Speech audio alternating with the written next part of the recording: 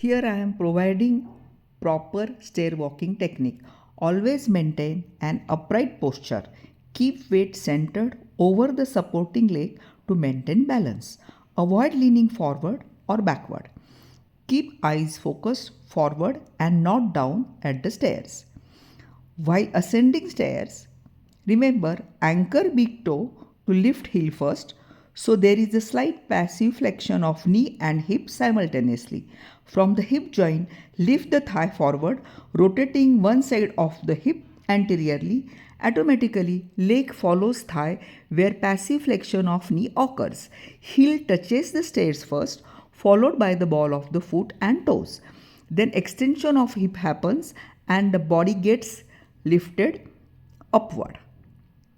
Here alternate flexion and extension of legs with extension movement of spinal column with rotation begins. Now while descending steps, one leg is flexed and the other leg is extended, bringing the foot down first, touching the ball of the foot on the stairs, followed by toes and heel.